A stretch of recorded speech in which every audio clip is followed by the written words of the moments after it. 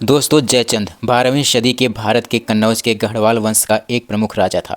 वह अपने समय के शक्तिशाली शासकों में से एक था, लेकिन उसकी सबसे ज़्यादा कुख्याति यानी बदनामी इस बात को लेकर है कि उसने दिल्ली के सुल्तान मोहम्मद गोरी के साथ मिलकर पृथ्वीराज चौहान के खिलाफ युद्ध में सहयोग किया था।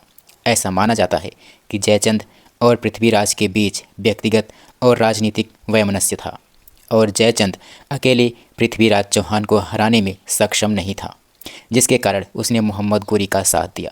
जयचंद ने 1191 में पृथ्वीराज को हराने में गोरी की मदद की, लेकिन बाद में गोरी ने जयचंद के खिलाफ भी युद्ध किया और 1194 में कन्नौज पर कब्जा कर लिया।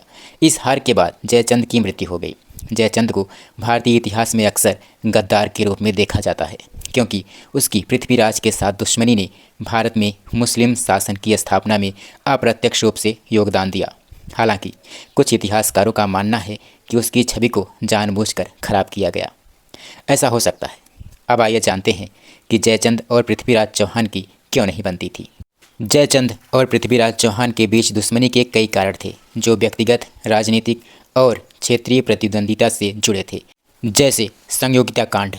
ऐतिहासिक और लोकप्रिय कथाओं, विशेष रूप से पृथ्वीराज रासो के अनुसार जयचंद की बेटी संयोगिता से पृथ्वीराज चौहान का प्रेम संबंध था।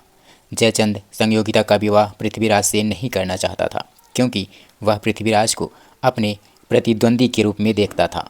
कथित तौर पर पृथ्वीराज ने संयोगिता का स्वयंवर में अपहरण कर लिया, जिससे जयचंद का अपमान हुआ और उसकी दुश्मनी बढ़ गई।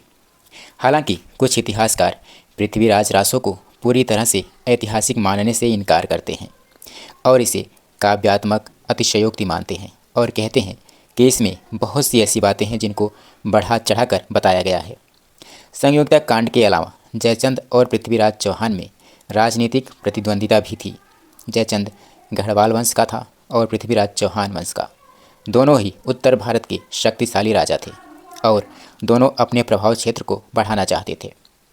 कन्नौज, जो कि जयचंद का राज्य था, और दिल्ली अजमेर पृथ्वीराज का क्षेत्र था, और इनके बीच क्षेत्रीय वर्चस्व को लेकर काफ़ी तनाव था।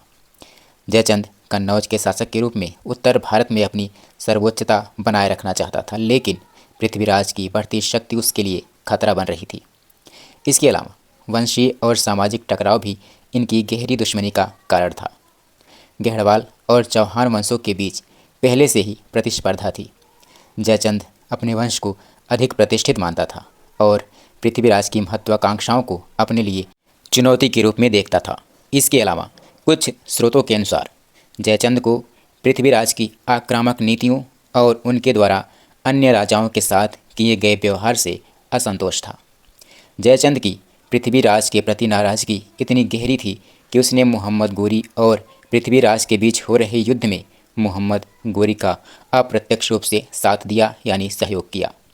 आपको बता दें कि 1191 और 1192 में तराइन के युद्धों में पृथ्वीराज की हार में जयचंद की तटस्थता या गोरी को समर्थन देने की भूमिका को महत्वपूर्ण माना जाता है। हालांकि यह भी उल्लेखनीय है कि बाद में गोरी ने जयचंद को भी नहीं बख्शा और 1194 में कन्नौज पर हमला कर जयचंद को भी मार दिया। कुल मिलाकर हम कह सकते हैं कि जयचंद और पृथ्वीराज की दुश्मनी का मुख्य कारण क्षेत्रीय वर्चस्व, व्यक्तिगत अपमान, विशेष रूप से संयोगिता कांड, और राजनीतिक महत्वाकांक्षाओं का टकराव था। इस दुश्मनी ने भारतीय इतिहास में महत्वपूर्ण प्रभाव डाला, क्योंकि इसने मोहम्मद गोरी जैसे बाहरी आक्रमणकारियों को भारत में पैर जमाने का अवसर प्रदान किया। हालांकि कुछ आधुनिक इतिहासकार जयचंद की गद्दारी की छवि को अतिशयोक्ति मानते हैं और इसे तत्कालीन राजनीतिक परिस्थितियों का परिणाम बताते हैं।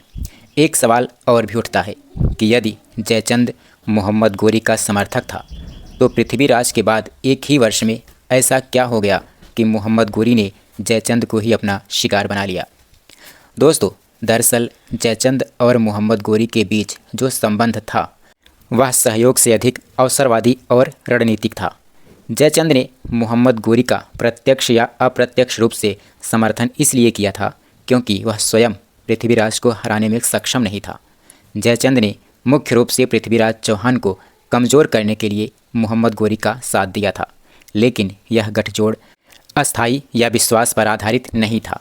गोरी का जयचंद के खिलाफ युद्ध छेड़कर उसे हराने और मारने के कई कारण थे, जैसे गोरी की साम्राज्यवादी महत्वाकांक्षा। मोहम्मद गोरी का लक्ष्य केवल पृथ्वीराज चौहान को हराना नहीं था, बल्कि उत्तर भारत में अपने साम्राज्य का विस्तार करना था। पृथ्वीराज को हराने के बाद गोरी की नज़र कन्नौज जैसे समृद्ध और रणनीतिक रूप से महत्वपूर्ण क्षेत्र पर थी, जो जयचंद के नियंत्रण में था। गोरी के लिए जयचंद एक उपयोगी सहयोगी हो सकता था, लेकिन वह उसे एक स्वतंत्र शासक के रूप में बर्दाश्त नहीं कर पा रहा था, क्योंकि यह उसके साम्राज्य के लिए संभावित खतरा हो सकता था। दूसरी चीज़, जयचंद कन्नौज के गढ़वाल वंश का एक शक्तिशाली राजा था। उसकी सैन्य और आर्थिक ताकत गोरी के लिए भविष्य में चुनौती बन सकती थी। गोरी ने समझा कि जयचंद को अधीन करना या ख़त्म करना उसके साम्राज्य को मजबूत करने के लिए बहुत ज़रूरी है।